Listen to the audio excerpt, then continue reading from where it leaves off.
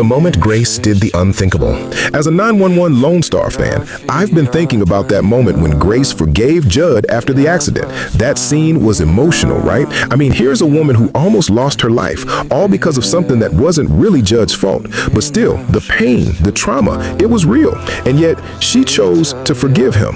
It makes me wonder, was that forgiveness a sign of her incredible strength, her deep love and faith in him? Or maybe, was it a little bit of denial, a way to hold on to what they had, even though everything had changed? It's one of those moments that really shows how complicated love can be, especially when it's been tested by something that shakes you to your core. What do you think? Was Grace being strong, or was she trying to convince herself that everything was okay?